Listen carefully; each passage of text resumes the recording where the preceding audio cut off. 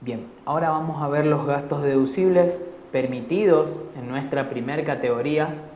Los más comunes son los impuestos y tasas que gravan nuestros inmuebles, las expensas comunes y también la conservación y mantenimiento de esos inmuebles, los cuales tratamos y que generan renta gravada de primera categoría. ¿Cuáles sistemas vamos a utilizar para la conservación y mantenimiento, para imputar esos gastos? Y otro tipo de gastos permitidos para poder deducir de nuestra ganancia de primera categoría. Y vemos que nuestro decreto reglamentario en el artículo 60 establece la manera de determinar la ganancia neta y lo desarrolla de la siguiente manera. De la ganancia bruta vamos a deducir, siempre que correspondan al periodo por el cual se efectúa la declaración, los impuestos y tasas que gravan el inmueble, estén pagados o no, es decir, se van a deducir de la ganancia en la medida que estén devengados. Lo accesorio sigue la suerte de lo principal. Vimos al inicio de nuestra unidad que sigue el criterio de lo percibido, por lo que aquí también va a seguir la misma suerte de los gastos, excepto que se traten de impuestos sobre terrenos baldíos y campos que no se exploten, los cuales resultan deducciones no admitidas. Estamos frente a terrenos baldíos que no nos generan ganancias y campos no explotados, por los cuales los impuestos sobre estos inmuebles tampoco tendrán el permiso de la ley para deducírselos. Otro de los tipos de gastos o deducciones que nos permite la ley son las amortizaciones de los edificios y las demás construcciones y los gastos de mantenimiento de los mismos.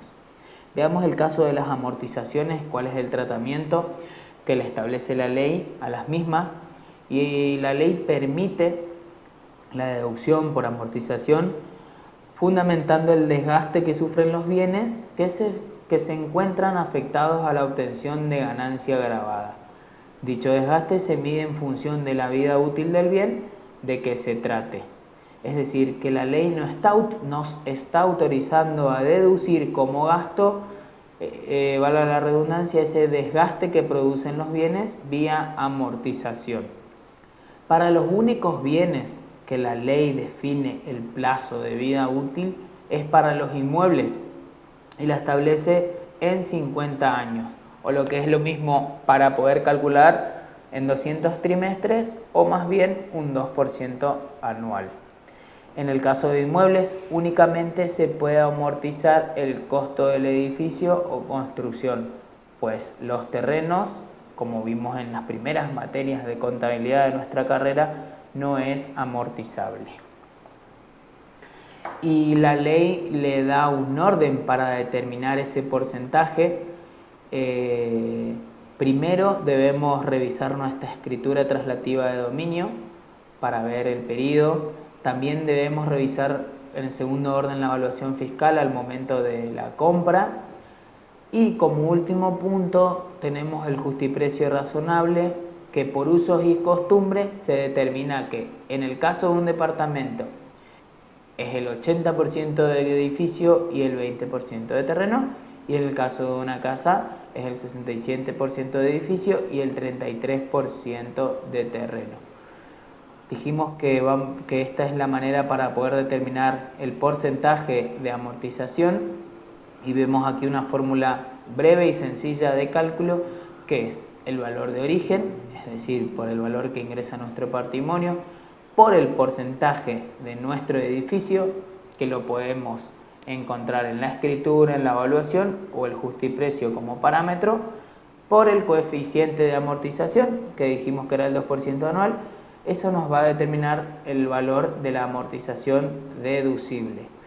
Esta amortización, para relacionarlo con lo que vimos recién, puede ser en exceso o en defecto de la establecida en la contabilidad, por lo que en el caso de una persona jurídica vamos a recurrir a la columna 1 o 2 según el caso para poder ajustar si fuera en efecto o en exceso. Ahora bien, vamos a ver el tratamiento de los gastos de mantenimientos que tengan nuestros inmuebles, y esto está establecido en el artículo 85. y nos diferencia de inmuebles urbanos y rurales el tratamiento.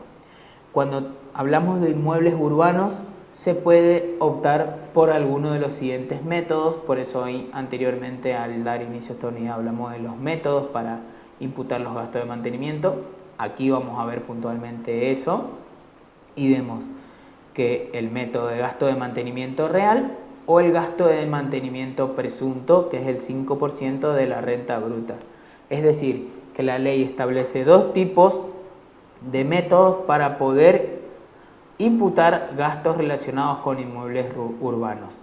Y en el caso de inmuebles rurales, la ley permite únicamente deducir gastos de mantenimientos reales. Ahora bien, la deducción de los gastos de mantenimientos presuntos, entiéndase estos distintos a los reales, que son los realmente erogados por el contribuyente para mantener su inmueble. Distintos son los gastos de mantenimientos presuntos porque presuponemos que esos gastos se hicieron. Vemos que la deducción de estos gastos no significa salida de fondos, justamente por lo que acabamos de mencionar, que son presuntos, no han existido realmente. Por lo tanto, debemos hacer una justificación de incremento patrimonial o consumo para que no afecten nuestro monto consumido.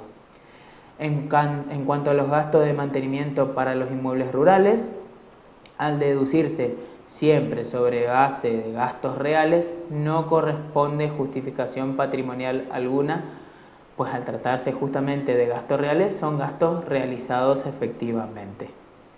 Ahora bien, no se puede hacer uso de la opción de gasto de mantenimiento presunto aquellas personas que por su naturaleza deban llevar libros. Entiéndase esto porque al llevar libros pueden llevar un conocimiento real y tener un número preciso de los gastos realizados para mantener ese inmueble. Tampoco pueden hacer uso de la opción de gastos presuntos de mantenimiento quienes tengan administradores que deban rendir cuenta de la gestión, y la opción la hace el contribuyente y luego debe aplicar para todos los inmuebles que posea, entiéndase inmuebles claramente urbanos, porque dijimos que para los reales no se prevé los gastos presuntos, lo debe aplicar sin que pueda ser variada por el término de 5 años contados del periodo inclusive en que se hubiera hecho la opción. Es decir, que si un contribuyente, retrocedemos la filmina para ver el porcentaje, hace opción de un gasto de mantenimiento presunto del 5% de la renta bruta, lo tiene que hacer por el término de 5 años contado a partir del momento en que se hubiere hecho la opción.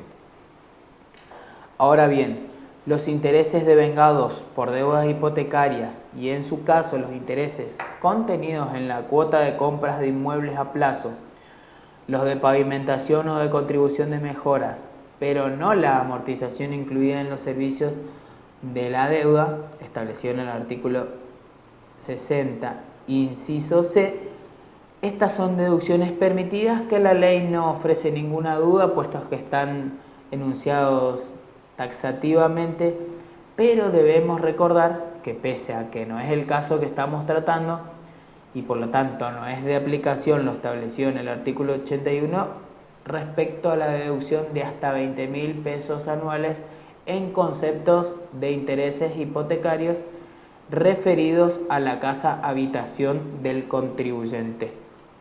Ubicándonos en nuestra estructura y para no perder el concepto, recordemos que la casa habitación no estaba gravada como renta de primera categoría. Si estuviera gravada usaríamos el valor locativo, pero no está gravada, pero sí la ley permite una deducción de hasta 20.000 pesos anuales en concepto de interés hipotecario a la hora de determinar nuestro impuesto como deducción. Aquí estamos hablando en el caso de los intereses devengados de deudas hipotecarias, pero de inmuebles destinados a la locación. También está permitida la deducción por primas de seguro que cubran los riesgos sobre los inmuebles que produzcan nuestra ganancia de primera categoría. Estos son gastos deducibles de la primera categoría y como bien dice la ley, la condición es siempre que la misma, nuestra prima de seguro hablando, ¿no?, cubran los riesgos sobre esos bienes que produzcan ganancias. Si nuestra prima de seguro está cubriendo el riesgo sobre algún inmueble que no produzca ganancia, supongamos el seguro de una casa habitación, este seguro no es deducible, por lo que la ley es clara en este sentido. Ahora vamos a ver el último punto de nuestra unidad, que es la sublocación, y vemos que el artículo 41 en el último párrafo indica que también es ganancia de primera categoría los que los locatarios obtienen por el producido en dinero o en especie de los inmuebles dados en sublocación. El sublocador, como no es propietario, no amortiza el bien, sino más bien que lo cobra y a su vez paga.